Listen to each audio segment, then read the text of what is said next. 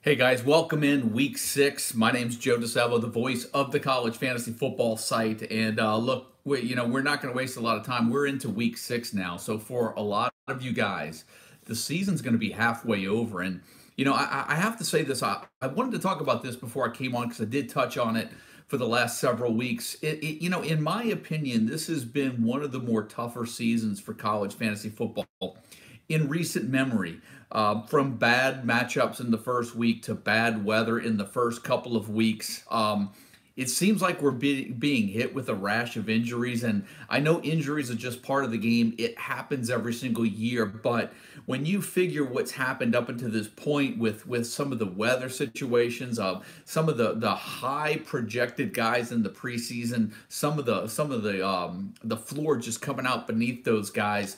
You mix all of that in with the injuries, with the bad weather, and I know a lot of you guys, I'm getting some emails this week, tough start or 2-3, and I'm kind of scratching and clawing. And right now, guys, it's all about, here's one thing that I say. College fantasy football really is about one thing. It's about getting to the playoffs. It's about getting into your league's playoffs, because at that particular point, you can let matchups take over. You can play matchups in the postseason. I've played in a number of leagues where, there might be 14, 16 teams, and there might only be 6, sometimes even 8 teams qualify for the playoffs. And then all of a sudden, it's a brand new season again.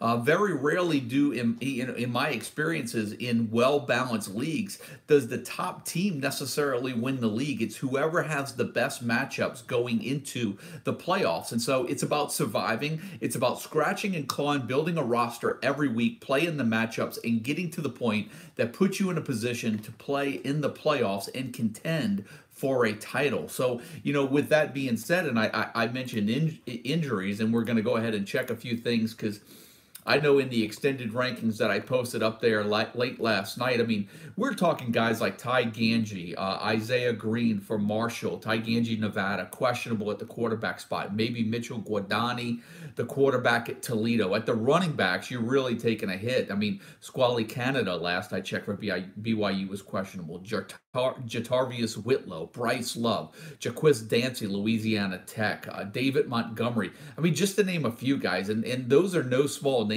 to throw out there and be on the injury report. So it's all about staying in tune, trying to get as many updates as you possibly can, and really plugging and playing the right guys to make sure that you avoid the zeros for any given week. So, with that said, what I want to do real quick is I've been trying to give a shout out to the in-house total points league that we have set up on the site. We have it set up on Fantrax for a lot of the followers of the CFF site. I'm going to go ahead and give a shout out to the top 5 guys. Trojans, you're still up there in the top spot. Your lead has narrowed. Your lead is now less than 100 points. It was over 200. You're about 50 points ahead fighting Gamecock. Team Razor Eaters is in 3rd. And Shabulado is over there in 4th. I have crept up to 4th place. Shabulado is in 5th. I have crept up to 4th place. So coming for you guys at the top. But you know what? I'm going to give you all my picks this week. So stay ahead of me, stay ahead of the game, and win some prizes at the end of the year and into 2019 that we're going to give away. But I'm going to do the start bench at the end of this. I'll take some of your questions as well. And without... here's one thing that I'll say. It should be a little quicker this week. I feel the shows will probably get a little quicker as we go. If you have the exclusive email and you check that out on the website late Sunday night or early morning, depending on when I post it, what you're going to notice along with some of these capsules that we're going to do, things are becoming a lot more defined now. You're going to see a lot of my notes and observations that come in now on late Sunday night or even Monday morning. They're not going to be as many of notes as there might have been the first couple of weeks of the season. There may not be as many names on the waiver wire as there are the first couple of weeks of the season. And in turn, as we're going over these game previews for the week, we're not going to be as in depth and throw out as many names we were in the first couple of weeks of the season, because things are becoming a little bit more clearer. We know who the guys are. What I want to do is kind of touch on some favorable and unfavorable matchups to kind of give you an idea of maybe where you need to look a little bit harder and maybe where you need to look somewhere else. So with that being said, I know there's a couple of games on TV tonight, so thank you guys for coming in live, and thanks for everybody else that checks it out on the website. We're going to go ahead and get into Friday night's matchups with Georgia Tech and Louisville. I mean, look, I can't go on every week about how disappointing Louisville has been. Looks like Jawan Pass actually came back into the fold now. I'm still staying away from him right now. Maybe that puts Jalen Smith in a much better place if you want to take a shot with him at wide receiver. And over at Georgia Tech, I think you've got to stay with Taquan Marshall and Jordan Mason running the football in that matchup at Louisville. Middle Tennessee playing at Marshall. I mentioned Isaiah Green. There's a question surrounding him. It looks like Alex Thompson, from what I read, is getting close, but I don't know what getting close means, because I would have thought if he was ready, he would have been in one of these previous two matchups. Obviously, he's not ready yet, so it'll be interesting to see what Marshall does at quarterback.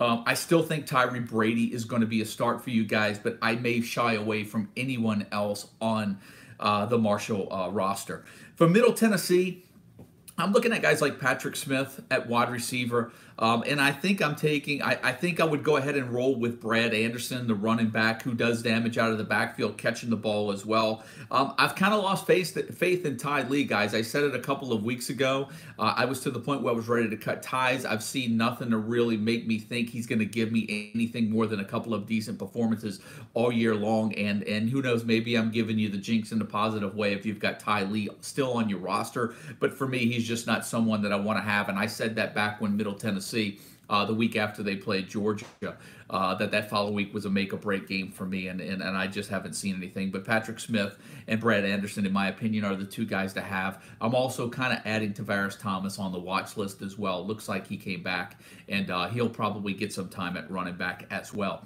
Utah State playing at BYU late Friday night. You know, Darwin Thompson and Gerald Bright have been decent fantasy plays for the as far as running backs for Utah State. I think this game at BYU is I'm a little hesitant to go with either of those guys this week. And with Squally Canada, a question mark going into this matchup, I just don't know if I like anything in this matchup. And this is a matchup I'm probably trying to avoid from a fantasy perspective unless we get some clarification that Squally Canada is a go for tomorrow night. Alabama playing at Arkansas. I touched on Alabama last week. It looks like everybody's going to get a piece of the pie. Henry Ruggs last week, running back spot. You know, you got Jacobs, you got Robinson, you've got Harris, at the receiver, you got Judy. I think if you got Judy, he's a must start. Ruggs looking like now he may be a good start in the flex position on a consistent basis. But as far as the running backs go, it looks like the ceiling's going to be maybe 6 or 7 carries, 50, 60 yards and a touchdown. I don't know if we can expect more than that out of an Alabama running back right now, but obviously if you've got Tua Tagovailoa, he's got to be a must start for you as well, especially in 2 quarterback leagues. Texas playing at Oklahoma. Red River Shootout here. Here's the thing. If Texas is going to win this game, they're going to need the running game. I think Sam Ehlinger, if you want to play him, I think Colin Johnson, Lil Jordan Humphrey, I think they could be worth a play depending on the depth of your league. I don't know what we're going to get out of the Texas running backs, Ingram and Watson. I think if Texas wins, they're going to need something from the running game. I just don't have enough confidence in those guys. And then obviously last week, a lot of questions coming in with Kennedy Brooks, the running back at Oklahoma. Is it going to be him? Is it going to be Trey Sermon? I don't know. It's hard for me to knee-jerk and just go ahead and anoint the next guy, Kennedy Brooks, as the second coming of Rodney Anderson. So sometimes you kind of have to take a wait and see approach with some of these guys. So if you grabbed him off the waiver wire, great job, way to be heads up on that. But I think with this in Oklahoma, I think you're playing the Marquise Browns, the CeeDee Lambs, and the Kyler Murrays. And right now, unless you need depth and you're hurting for depth at running back, I may be staying away from the running game in this game altogether on both teams. Kansas playing at West Virginia, and obviously if you've got West Virginia, you're rolling with the passing game. Will Grier, Marcus Sims, David Sills, Gary Jennings. You have to play all those guys if you have them. And I think at Kansas, I said this a few weeks ago. Kansas has always been one of those teams where one guy showed up, reared his head, and it's like, man, I'm on to something here. And then after 2 weeks, it was kind of fool's gold. It looks like Puka Williams is around to stay. I think you're going to get something from him. It's just, I don't know if I would expect a touchdown every week from him, but it looks like he's going to give you 80 to 100 yards every week. I'm not saying that's good enough to start for you, but given your matchups, given buys, given injuries, Puka Williams gives you 80, 90 yards and can squeeze in a touchdown for you. All of a sudden, it's definitely worth a flex option this week on the road at West Virginia.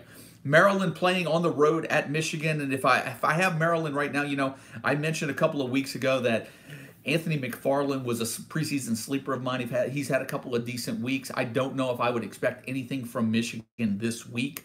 I think if you have Michigan, I'm rolling with Karan Higdon. I think that may be the only guy that I'm rolling with in this matchup. I do think, I could be wrong, but Maryland's run defense has been a little better than I think most anticipated. I don't think that this would be a game where Karan Higdon busts out one of his 160, 200-yard performances, but as long as he's giving you 100 yards and a touchdown, he's worth a start, and I think that's why he's in there this week at home against Maryland. Northwestern playing on the road against Michigan State. Last week it was like,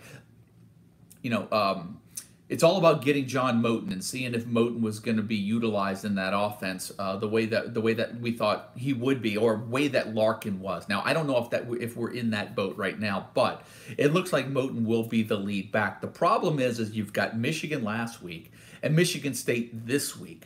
So I don't really expect any production from him right now. I think he found the end zone last week. He only had 30 yards rushing. Michigan State's run defense is better than Michigan's was, than Michigan's is up to this point this season. And they're on the road playing at Michigan State. So I still think you're shying away from him. Question marks, I still think I didn't even throw out LJ Scott at the beginning of the show as one of those players that are questionable. So, maybe this is a Brian Lewerke game.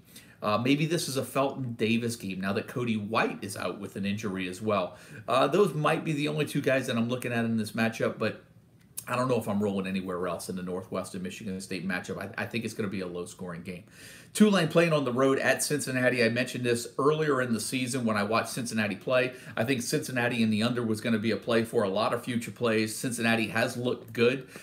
Desmond Ridder and Michael Warren have been a tremendous 1-2 punch. The one thing that I will tell you when you're looking ahead, or your start bench over your active players or trade proposals over the next few weeks, I do think that the Cincinnati schedule does stiffen up a little bit as we get into and farther down the line. So check that out. Make sure you evaluate in the schedule. Cincinnati's schedule, I thought, was very easy in the front half. I still like Cincinnati. I still like their defense. I still like them to win this matchup over Tulane, but I do think their schedule does get a little tougher. So check that out as you kind of contemplate some trade scenarios moving forward, if any of that involves Cincinnati players. Over at Tulane, I mentioned the Cincinnati's defense. I think Darius Bradwell could find the end zone. I'd be really concerned about him rolling up some yards. I think if you've got to take a chance on Mooney at receiver, I think you go ahead and do that. He's only got to hit one or two long ones for you to make him worth a start. But playing on the road at Cincinnati, it could be one of those boomer busts for a Tulane player, and that's just a risk you take sometimes. But I do think Mooney is worth consideration as a wide receiver 3 flex spot. Buffalo playing on the road at Central Michigan. This is one of the games when I bet. This was one of the games that I evaluated. I love Buffalo in this matchup. Everything's going for them. Central Michigan, no running game, no passing game. I don't know where they're going to get offense from. Tyree Jackson is solid as can be right now. I think he's got like a 16-3 touchdown to interception ratio. They're doing it without Anthony Johnson at full health. I think Marks, the running back, got dinged up last week as well. He wasn't. I think he may have an asterisk by his name in the rankings as well. But I think that offense goes through Tyree Jackson. KJ Osborne right now is playing lights out, and I think right now Buffalo is the play if you're looking to make some money this weekend. That would be the one play that I do like. But in regards to fantasy options, I think you got to go with Tyree Jackson. I think you have to go with KJ Osborne. And right now, Anthony Johnson is an iffy play because I just don't know if he's at 100% health for you. And Marks right now could be an iffy play because I think he got dinged up last week. And as far as Central Michigan goes, I'm shying away altogether, but that is my bet of the week, and that is Buffalo. Eastern Michigan playing at Western Michigan, and obviously now you've got a couple of receiving options. Dwayne Eskridge came back for the Broncos, and then also we've got Jaden Reed as well that called in 4 touchdowns last week. So, that gives us two decent fantasy receivers this week. Now, Eastern Michigan's defense has been respectable, so I don't know. So the game is at Western Michigan. I don't know how many points Western Michigan can score this week on that Eastern Michigan defense, but they definitely have the weapons in place now, and John Wasik is definitely worth consideration as a quarterback too in your full FBS leagues in the two quarterback formats.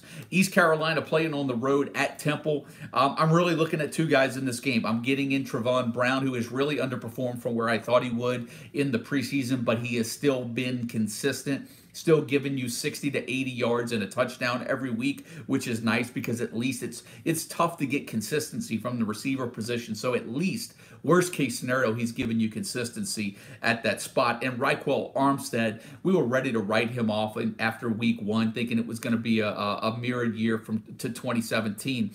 And I think he's already matched his season touchdown totals from last year. I think he's carried the ball maybe 20-plus times in 3 straight games, 4 straight 100-yard games. He is a must-start this week at home against East Carolina. Missouri playing on the road at South Carolina. Obviously, I think if you have Drew Lock, you get him in there. I did mention a couple of weeks ago that I like Larry Roundtree more than Demarie Crockett. We'll see how that plays out this weekend. Those are the two guys that I'm a little iffy about, but I think if you have Emmanuel Hall, you get him in the lineup. And if you really want to take a stab at a deep sleeper, somebody like Jonathan Johnson, the wide receiver at Missouri, you get him in there as well. Over on the South Carolina side, maybe if you need Rico Dowdle in a Power 5 league, maybe as a second running back or a flex position, you can get him in there. Brian Edwards is definitely going to be worth a play, maybe as a flex spot. I think Deebo Samuel, for me, this is the Deebo. I think we're going to see a different Deebo Samuel this game. I'll tell you this, he's on my start list. I've had a lot of questions come in.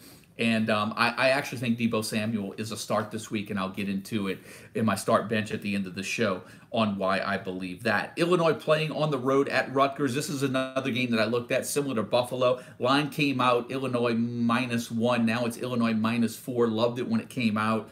I just look at this game and I think about how badly Rutgers is struggling and think that Illinois actually played Penn State a little close.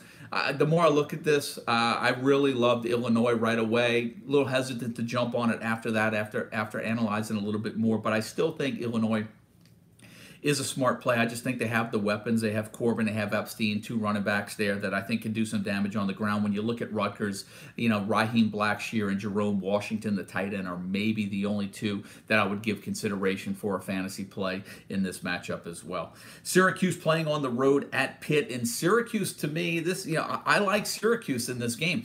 When you look at this matchup, you've got Eric Dungey, and it's like, I don't know what we're going to get besides Eric Dungey. I think Eric Dungey right now is the fantasy play for Syracuse. I don't know about Mo Neal. I don't know about Dante Strickland. Maybe Sean Riley. Maybe Jamal Custis at the wide receiver spot. Maybe Nykeem Johnson. But there's no guarantee from those guys. I just talked about how Trevon Brown at least has given you consistency. There's just no consistency from the Syracuse receivers in regards to fantasy production. And so that's why I'm a little hesitant to go with any of those guys and say, I think Eric Dungey is definitely the way to go. And over at Pitt, I don't know. Maurice French has played well at the receiver spot. Quadri Allison up until this point has been their main running back, their top back. But, Syracuse has been a little bit of a surprise too. I think Dungey may be the only guy that I'm looking at in this matchup. Boston College playing at North Carolina State, and obviously the biggest question mark is running back A.J. Dillon for Boston College. Now, here's one thing that I'll throw out there, guys, and this is just a warning. NC State's defense, I think, is pretty respectable. I think they're okay. I do think that A.J. Dillon is going to give this a go. I think he's going to end up starting. I think he's going to end up playing. Whether he finishes, I don't know. And here's the dilemma you're in. Do I start A.J. Dillon over Apuka Williams? That's the question that you have to decide. I don't know. Looking at this matchup at North Carolina State, a game that A.J. Dillon needs to play likely for Boston College to pull out a win. I'm just not confident thinking you're going to get a full game from A.J. Dillon. I could be wrong. He could go completely beast mode, but I know he tried to go back into last week's game and couldn't do it. Does 5 or 6 days of rest change that he couldn't go back into the game? I don't know. I think you're going to get about a 75% A.J. Dillon this week. And I don't know if that's going to be enough at North Carolina State, who has a very respectable defense. Now, for North Carolina State, you're rolling with Kelvin Harmon in this game. I mean, he's had, I think, 2 or 3 good games in a row. Jacoby Myers looks to be out of the question after a 14-catch performance in week 1. Reggie Gillespie now coming back into the fold. I think he is also an option for you against a Boston College defense that has not looked that good up until this point. It's not looked like a Steve Adazio defense. So I think right now I have more confidence in Reggie Gillespie and Kelvin Harmon going into week 6 than I do A.J. Dillon right now. And it kills me to say that because A.J. Dillon is one of those guys that I just love watching. I'm just a fan of his. I just love the way he just trucks guys. But I do have a little concern. If you have a deep roster, you have to play it safe, and I think get away from A.J. Dillon for a week. If you're in position record-wise in the standings and can afford to maybe go into somebody that has, on a weekly basis, given you 7, 8 points less than A.J. Dillon, that might be the guy you play with this week and hope to make points in your matchups elsewhere on your roster. Northern Illinois playing at Ball State. You know, Ball State's been a surprise. You know, I think Huntley and Gilbert, I don't know if those 2 running backs are going to be a go. I don't know if you're going to want to throw them in this week. But when you look at Miller, when you look at Lacanaria, I believe it is, Ball State wide receivers have both had 2 good weeks in a row.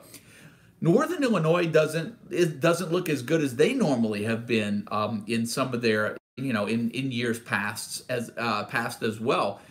So I don't know if that's a matchup that you would sit the Ball State receivers with, but over on the Northern Illinois side, I do think you roll the dice with a Marcus Childers at quarterback, and I think if you have Trey Harbison seeing the workload that he just recently got, if you wanted to roll the dice with him, he would be somebody too. You know, that would be one of those guys that you would say, you know what, upside Trey Harbison.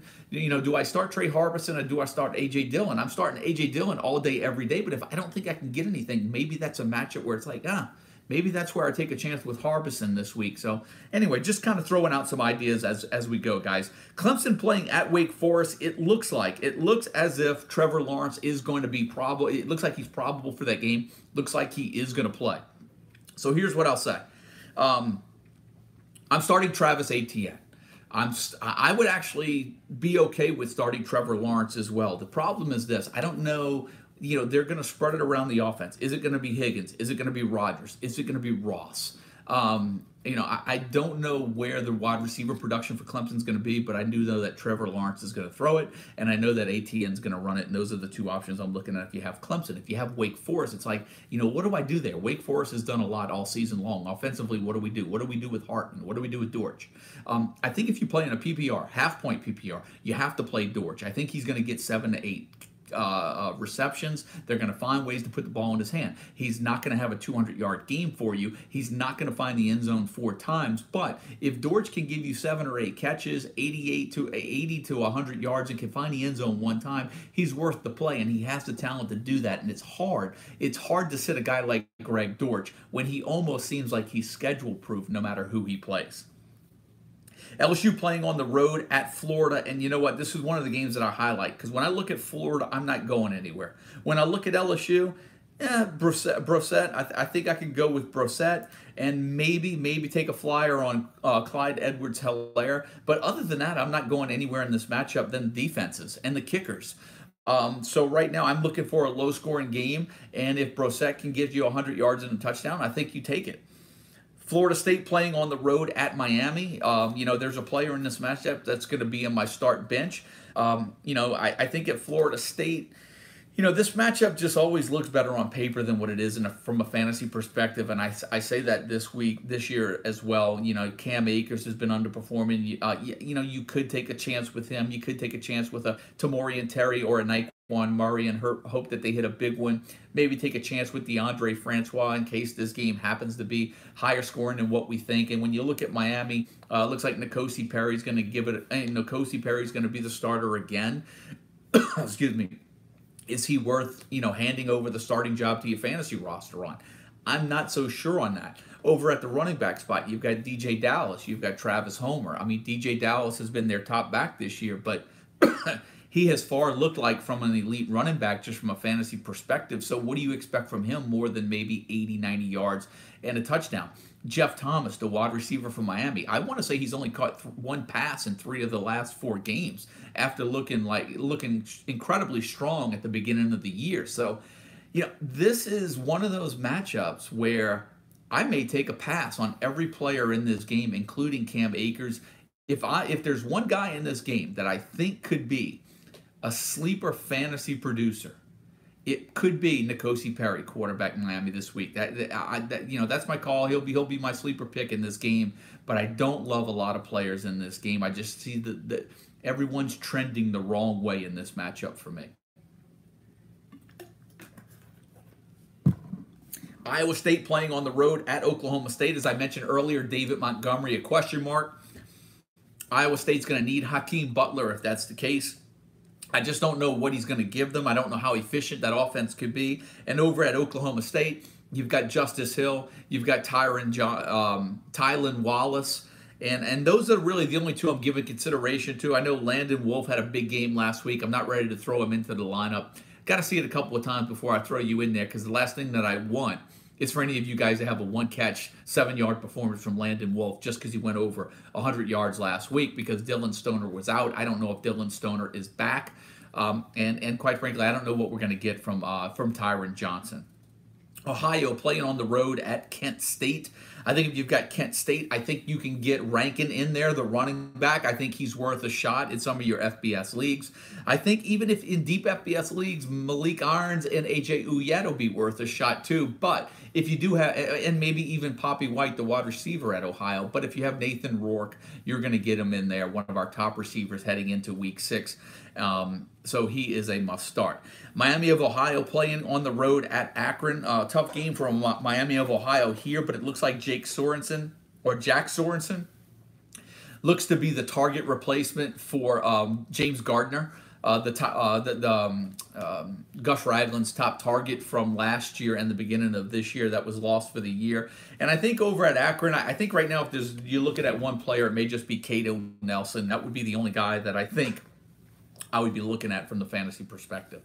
Navy playing on the road at Air Force. I think the thing of note here is that Isaiah Sanders, the quarterback for Air Force, Malcolm Perry, the quarterback for Navy, both bumped up to probable, both expected to play, and especially Malcolm Perry is definitely worth a start. Bowling Green playing at Toledo.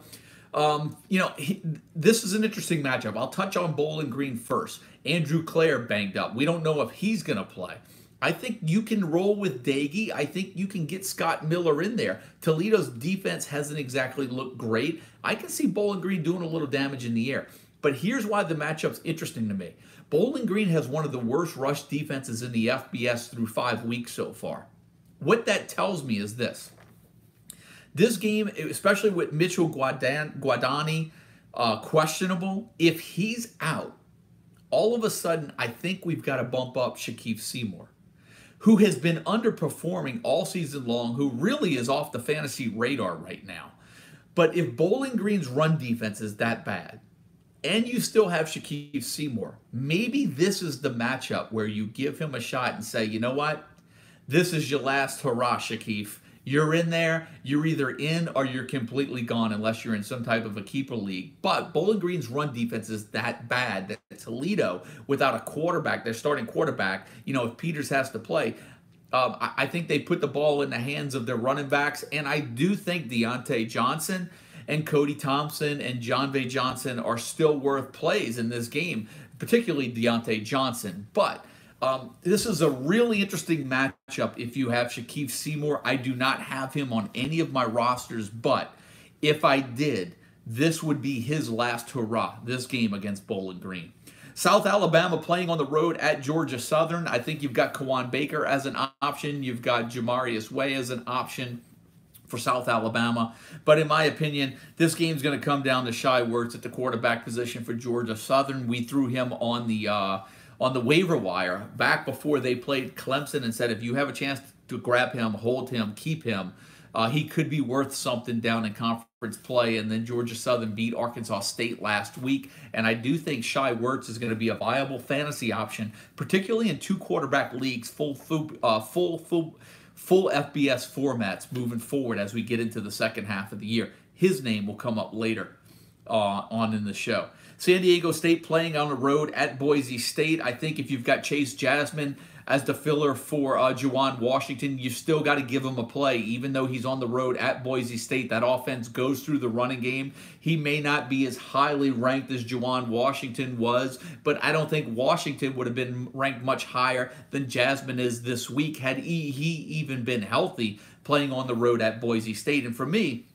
San Diego State's been a tough matchup, but San Diego State is vulnerable in the air, and that favors Boise State big time this week, who have they're doing more damage in the air than they are on the ground with Alexander Matterson. So if you're looking for some good plays on the Boise State side, I think you've got to get A.J. Richardson in your lineup. I think you could take a shot with a Hightower at the flex spot or Modster at the flex spot as well. I think this could be a big game for Brett Rippon in the Boise State passing game, playing at home against San Diego State. South Florida playing at UMass. And look, Andy Isabella has been, before the season, Andy Isabella was in our top 10 preseason wide receivers. And I looked at the list and I'm like, I cannot think of a way to keep Andy Isabella out of the top 10 wide receivers. And you know what? He's producing every single week. So you've got to roll with him. South Florida's run defense isn't that great. I could see Marquise Young being a decent play as well if you want to get him in there, the running back for UMass. And then over on the South Florida side, you've got Blake Barnett, the quarterback. You've got McCants at receiver, Salomon at receiver, St. Felix at receiver, but I think that this is going to be a huge game for Jordan Cronkite. This is going to be a big game for him. He is on our start bench list. I'm not even going to hide that. I'll be talking about him a little later and why he is a must start this week. Kansas State playing on the road at Baylor. I think with Kansas State, you're taking a shot with Zuber, and that is probably it. Maybe Alex Barnes if you really need him in a Power 5 league. Over at Baylor, I don't know about taking a chance on Hasty this week. Maybe. I think it's 50-50 he has a good game or not. But I do think Mims and I do think Hurd are worth a start at receiver, and hopefully everything's good with Charlie Brewer. But I do think that the two receivers for Baylor are definitely going to be worth a play this week. Iowa playing on the road at Minnesota. Obviously, Bryce Williams taking a back seat now that Ibrahim is back. And then you've got Kelly Martin for Iowa. We're still waiting to see big things from the Iowa running game. Kelly Martin has been banged up. I think this could be a decent week for him, but a tough matchup. This will be one of those grind-out games. Iowa on the road at Minnesota. Not a lot of fantasy value here in this matchup. Indiana playing on the road at Ohio State. And here's what I'll say. I don't know if Stevie Scott is going to be worth a high investment this week. If you want to take a shot at him because you're stuck and handcuffed with injuries, then you have to roll with him. Hopefully you take a chance that Indiana finds the end zone a couple of times, and I think he'll be okay for you. When you look at Ohio State, they're just spreading the ball all over the place, right? J.K. Dobbins is worth a start at the running back spot. Paris Campbell is worth a start at receiver depending on what you have. I think the one slam dunk player is obviously Dwayne Haskins. And then you look at the supporting cast, K.J. Hill, Austin Mack, Terry McLaurin. I think it's like rolling the dice when you start one of those receivers. You could get 2 catches and one of them could go for a touchdown. You could get 2 catches and get 11 yards from them. Arizona State playing on the road at Colorado. Arizona State comes down to 3 players.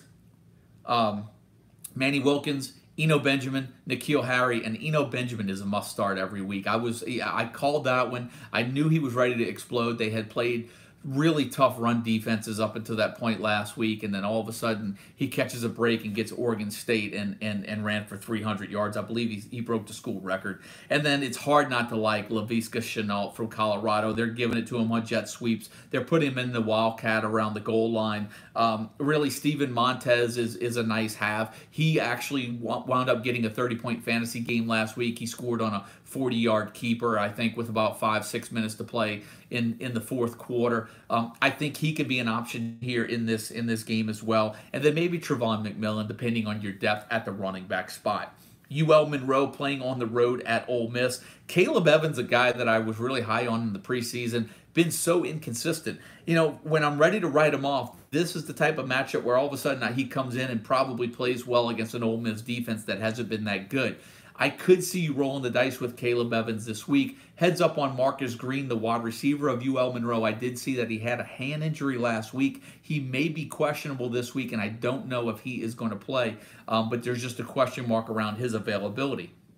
On the Ole Miss side, Jordan Tamu, DK Metcalf, A.J. Brown, Scotty Phillips, DeMarcus Lodge even. I think you take a chance on all 5 of those guys and get them in your lineup this week against a UL Monroe defense that isn't that good. I'm going to get to your questions, too. I saw some questions come in. I'll get to those before we close things out. Looks like we got about 15 matchups or so to get through. New Mexico playing on the road at UNLV. Obviously, the big news here, if you're in New Mexico, you go Tyrone Owens. Amari Rogers, the quarterback for UNLV, is not going to play. Max Gilliam is going to start at quarterback, but this game's all about Lexington Thomas and most likely a little bit of Tyrone Owens from New Mexico, but Lexington Thomas should be in your starting lineup. Old Dominion playing on the road at Florida Atlantic, and the Florida Atlantic passing game to me at the beginning of the year was showing life that it was going to be something, but this is all about getting it to Devin Singletary. I think this is, we've reached a point where it's going to be Singletary. He's going to give you these 3, 4, 5 touchdown games. This has potential to be one of those games where Singletary gives you 3 to 4 touchdowns.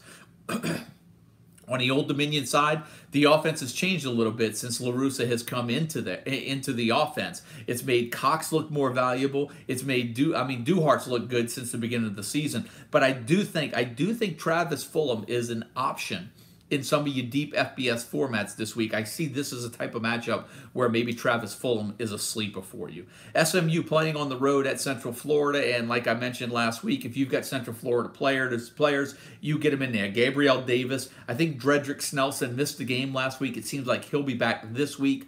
Otis Anderson, Adrian Killens. I think I said Adrian Killens was going to have a big game last week, and he had a big game. I think if you've got all those guys, you've got to try to find a way to fit them into your lineup. Over at SMU, it looks like it's Will Brown, but I'm still not 100% sure yet on the fantasy production of the quarterback spot at SMU, but I'm going with James Proche at wide receiver, and I'm going with Braden West at SMU. That UCF run defense isn't particularly great, and I do think that West, along with Proche, can do well for you in your fantasy lineups. Kentucky playing on the road at Texas A&M. I know there's a question with Travion Williams up there. I saw it earlier. I have to go into detail on it. But this matchup, Kentucky at Texas A&M, is going to be about Benny Snell against Travion Williams. I don't know if I feel comfortable even starting Kellen Mond. Kentucky has been a surprise this year. Their defense has been really good. I actually think that Benny Snell is the best fantasy play in this matchup, and I would not be surprised to see Kentucky go into Texas A&M and pull this game out, but this will be close. I think whether or not Texas A&M pulls this game out is whether or not Kellen Mond can play up here as opposed to just kind of playing an average game. And that's what I'm not sure about. And that's what scares me from starting Kellen Mond, and that's what scares me from starting Mond and Travion Williams. UAB playing on the road at Louisiana Tech. If you've got UAB, Spencer Brown, running back, you get him in the game. Could this be an outside shot for A.J. Erdely to have a decent fantasy game? I don't know. If you have to take a shot, not a bad player to do it with, but I don't feel overly confident going on the road at Louisiana Tech. Now, with Louisiana Tech, Jacquez Dancy did not play last week. I did see the depth chart for this week. He was not listed. If you have Israel Tucker, Louisiana Tech running back, you get him in your lineups this week. He'll get most of the load, I believe, for the Bulldogs. And if he's out there floating around on the waiver wire, because you do have Jacquez Dancy, that could be a plug-and-play guy for an A.J. Dillon that's hurt this week. Israel Tucker, the running back for Louisiana Tech. And yes, Adrian Hardy is their number 1 receiver. It's not about Teddy Veal anymore. Alfred Smith is the starting slot receiver. Rashid Burnett seems to be their top outside receiver. And to me, Teddy Veal is their 3rd best wide receiver this year. At best, their third receiver. UTSA playing on the road at Rice, and I can't go past this game without just mentioning how big of a surprise Austin Walter is out of the backfield for Rice, whether he's rushing or receiving. I think if you have him, you give him a shot. UConn playing on the road at Memphis, and obviously if you have Memphis, you are you're rolling with Darrell Henderson all day, every day. You got Brady White. You've got DeMonte Coxey. I think you take a shot. UConn's given up a ton of yards. If you've got UConn, you've got David Pindell. He's got to be in your lineup. He's giving you points in the air. He's giving it to you on the ground. But that's all that I'm looking at. And you really just need to hope that that UConn can find the end zone 3 times to make David Pindell worth a start, which he has been able to do on most occasions. Louisiana Lafayette playing on the road at Texas State. You know, the only thing good to come out of Texas State right now is tight end Keenan Brown. Full FBS format. Keenan Brown is a must start. I think this is going to be a big game for Louisiana Lafayette. Louisiana Lafayette's played 2 tough opponents. They played Alabama, and they've played another good I believe, SEC opponent, and I'm not sure they've scored many points so far. This could be a breakout game for Trey Regis. I think this could be a good game for Jamarcus Bradley if you're looking for a sleeper receiver, and maybe Raheem Malone, the other wide receiver for for Louisiana. Vanderbilt playing on the road at Georgia. Nice to see DeAndre Swift find the end zone a couple of times last week. I think Mecole Hardman and Riley Ridley can be decent plays in Power 5 formats. Kalijah Lipscomb in PPR formats, I think, is worth a play. But in deep FBS formats, you have to consider your matchups before staking him in there. I think he's going to be good for 6 to 8 receptions, but last week was his first 100-yard receiving game of the year. It was against Tennessee State, and Georgia is no Tennessee State. So, for me this week, Lipscomb, ceiling, 6-7 receptions, 60 to 75 yards, maybe a touchdown. Half a touchdown ceiling. There you go. That's my call for Elijah Lipscomb this week. Auburn playing on the road at Mississippi State. You know, here's what I think about Auburn playing at Mississippi State. To me, this is a very similar matchup as LSU playing at Florida. Right now, that Mississippi State offense just flat out stinks. I think they've scored 13 points in the last 2 weeks. Kylan Hill looked like he was one of the best running backs in college football the first 2 weeks. Now Mississippi State offense looks horrible. Do they turn the keys back over to Thompson and go away from Fitzgerald? I wouldn't be surprised. I'm actually an advocate for that. If Fitzgerald hasn't done anything up until this point, and I know all you Fitzgerald owners are out there saying, "Man, hopefully that doesn't happen," but I don't know if it gets any worse for you, and I don't even know if you start Fitzgerald this week. If you're over at Auburn, their offense hasn't looked much better anyway. I mean, Jartavius Whitlow has looked good. He hasn't looked great, but that line hasn't exactly blown people off the ball. The defense is what's really doing it for them. They've looked nice and stout, but Whitlow is now questionable, so I don't know if I'm starting anybody in this matchup, maybe besides the defenses. That's my call for the Auburn at Mississippi State game this weekend. Washington playing on the road at UCLA. This matchup's all about Myles Gaskin. If you want to take a chance at a Ty Jones or an Aaron Fuller, go ahead and do that. But I think this is all about getting Myles Gaskin in your lineup. Just like Nebraska and Wisconsin, it's all about getting Jonathan Taylor in your lineup and hope that he can pull out a 200-yard game for you playing at home against Nebraska. Adrian Martinez, obviously we know he's going to start. J.D. Spielman, Stanley Morgan, can they do anything in the air? I don't know, remains to be seen. I think Wisconsin is a little vulnerable in the air. I just don't think Nebraska's going to do much on the ground. So, you know, if you look at one of those guys like Devine Ozigbo and saw, well, you know, he had a decent week last week or the week before. I forget which it was. I don't expect Nebraska to really do much on the ground at Wisconsin. North Texas playing on the road at UTEP. The big news for me coming out of North Texas, Lauren Easley, the running back, lost for the year. It looks like DeAndre Torrey will assume the top spot on the roster at running back, but I wouldn't count out Nick Smith as well, and I wouldn't count out a rotation of those two guys. Right now, Rico Bussey is the top receiver. It looks like Mason Fine's going to play.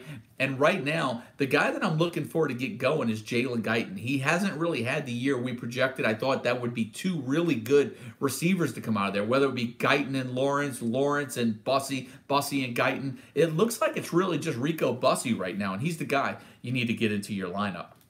Notre Dame playing on the road at Virginia Tech. I don't know if this is a good matchup for Virginia Tech. I just don't think Virginia Tech's all that good, although this could be a good game for them playing Notre Dame at home. And look, it's no one's fault. Notre Dame's schedule is unbelievable this year. If you look at the schedule in the preseason, you were like, wow, how they're going to make it through Stanford? How they're going to make it through USC? They have to go to Virginia Tech. The Florida State coming up. You look at their schedule in the preseason, you're like, there's no way Notre Dame's not losing 2 or 3 games. All of a sudden, everybody that Notre Dame scheduled isn't that good.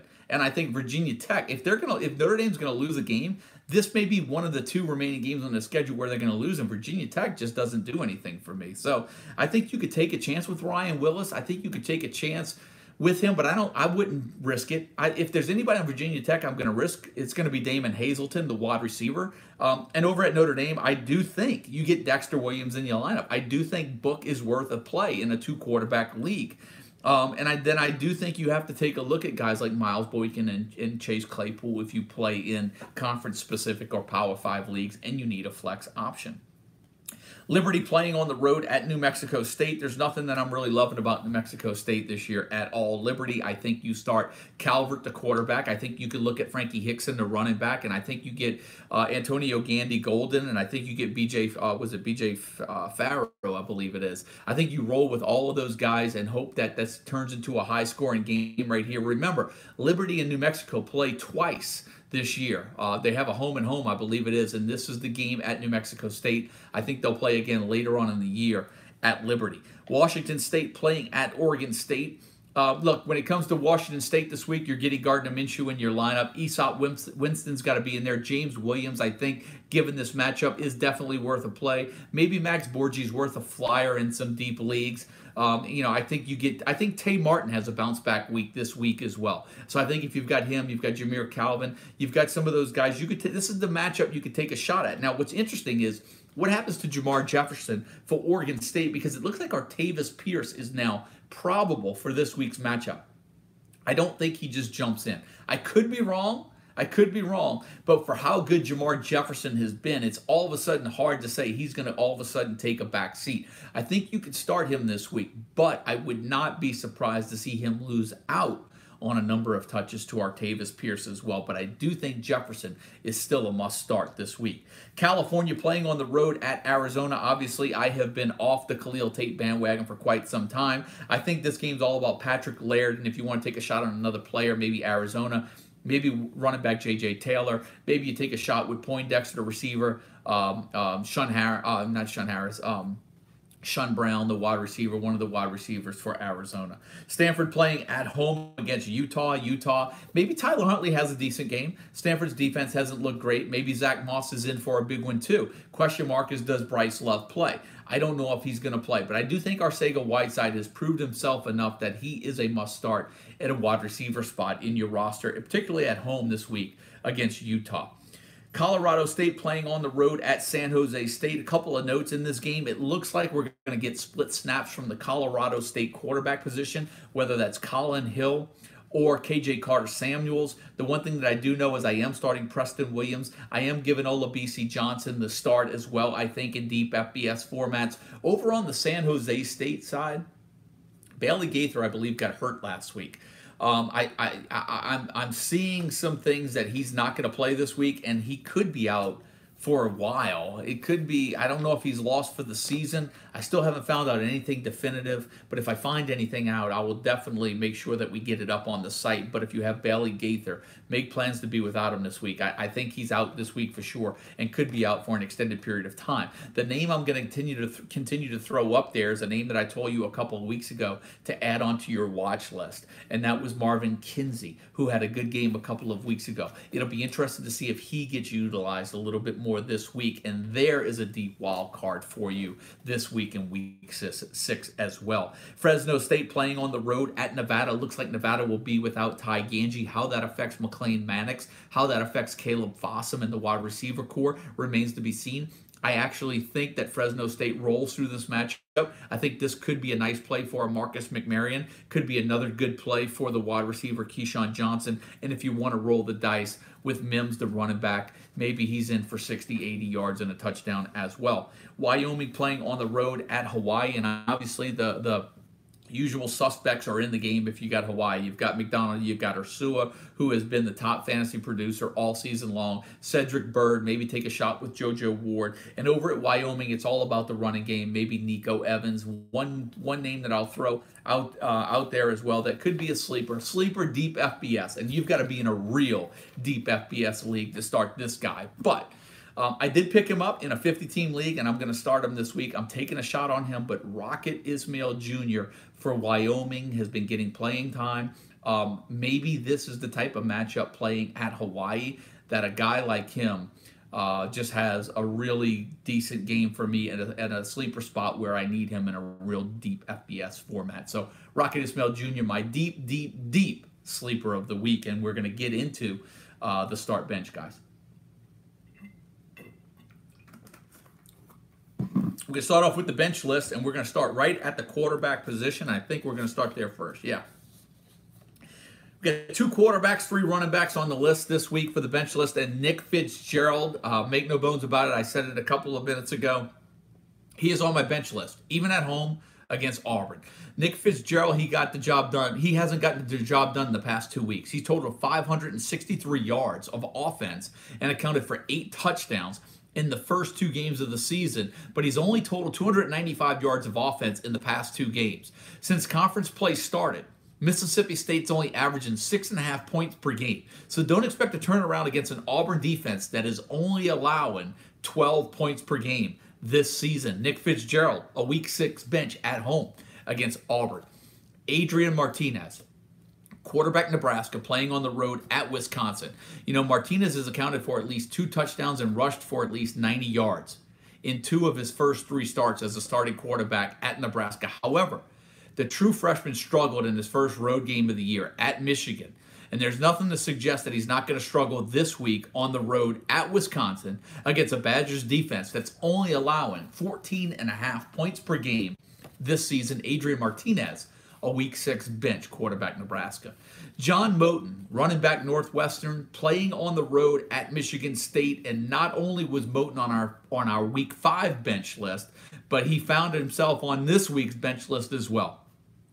He was able to find the end zone against Michigan last week, but he only ran for 36 yards on 13 carries, and this week he's going to face an even better run defense as Michigan State defense leads the nation in rushing yards allowed. They're only giving up 40.3 rushing yards per game and an FBS best 5 yards per rushing attempt.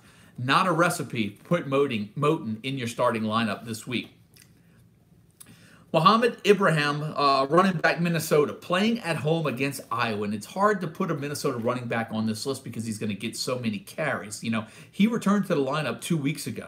Carried the ball 26 times for 95 yards in Minnesota's 42-13 loss at Maryland. At home, you know, being at home is going to help Minnesota, I think, get back on track. But running the ball is not going to be easy. Iowa has the 5th best defense in the FBS against the run at the moment. They're only allowing 84 yards per game on the ground. And we know historically Minnesota running backs have had trouble finding the end zone. And for me, Ibrahim is a week 6 bench at home against Iowa. And the last player on the bench list, Cam Akers, running back Florida State, playing on the road this week at Miami through 5 games. Cam Akers is only averaging 63 yards per game on the ground. His 82 yards in the season opener against Virginia Tech happens to be his season high this year. Last year, Cam Akers averaged 5.3 yards per rushing attempt. He's down to averaging 4.1 this season. This weekend, Florida State plays Miami, faces a Hurricanes defense that's only allowing 2.8 yards per rush. Not a good recipe for Cam Akers to be in your week 6 starting lineup, and he is a week 6 bench. Now we're going to go to the starts. We're going to see who we want to start with. Let's start with Trevor Lawrence, quarterback Clemson. He is on my start list this week, playing on the road at Wake Forest, and as long as he's cleared to play, he should be a solid fantasy option on the road at Wake Forest, where Wake Forest, they're giving up 270 yards per game in the air, and only 4 teams in all of college football have given up more passing touchdowns than Wake Forest's 14 so far this year. Trevor Lawrence should be in your starting lineup if he gets the nod to play. Shai Werts, quarterback, Georgia Southern, playing at home against South Alabama. Werts, as I mentioned earlier, he made his way on our Week 2 waiver wire list earlier this year after he led the Eagles to a 34-13 win over UMass.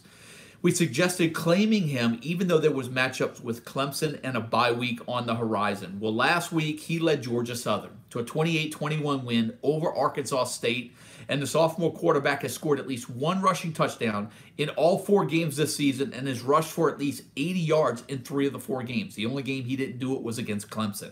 This weekend, Wirtz will face the 3rd worst defense in the FBS, South Alabama. The Jaguars have given up over 234 yards per game on the ground. Shai Wirtz and the Georgia Southern running game should thrive in Week 6 at home against South Alabama. Jordan Cronkite, running back, South Florida, playing on the road at Massachusetts, and in the past 2 games, Cronkite has carried the ball 37 times for 265 yards and 2 touchdowns as the Bulls' primary ball carrier. This week, Cronkite has a very favorable matchup as he'll face one of 3 schools in the FBS that are given up over 250 yards per game on the ground and have allowed 16 rushing touchdowns. There's only 3 schools given up more than 250 yards per game on the ground and have given up at least 16 rushing touchdowns. UMass is one of those teams. Get Jordan Cronkite in every lineup that you have this week. Raquel Armstead, running back, Temple, playing at home against East Carolina, which East Carolina's defense has actually been a little respectable this year. You know, it seemed like Raquel Armstead was just in for another ho-hum fantasy season this year after his 31-yard rushing performance against Villanova in the season opener.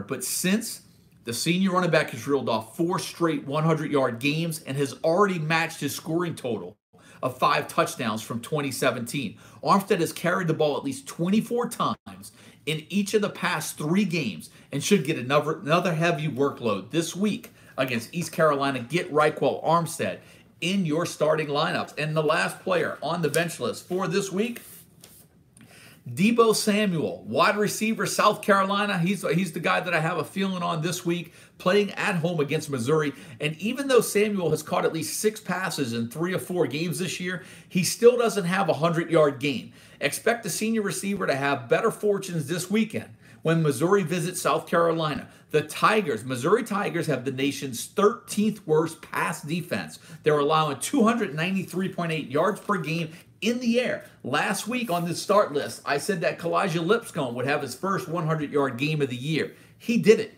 I'm looking for Deebo Samuel to have his first 100-yard game of the year this week and look to go 2 for 2 on calling that 100-yard performance. So that's it, guys. That wraps up Week 6. I'm going to go ahead and get into your questions for all of you guys that want to sign off right now. Thanks for you guys for tuning in. It's been a great week this week. The show has been much shorter for you guys. It looks like we'll get off in an hour. Any reason to start Laird over Gary Jennings? Worried about Jennings being out after halftime? No. Roll with Gary Jennings. He is never going to be on your bench, Nolan. Get him in there. Gabriel Davis versus Cox at the flex. Here's the one thing that I'll say about Walt. Here's the one thing that I'll say about Gabriel Davis. I said this earlier. It's tough to find consistency at the receiver position, and right now that's what he's given you. It's hard for, and I'm a Gabriel Davis owner. I don't know if I would start Cox over him right now. He's just been so steady, but I do understand Cox is getting 20 carries a game. It's really a gamble. Right now, I'm rolling depending on how the rest of your roster looks. Do you go consistency or do you go for the high ceiling guy?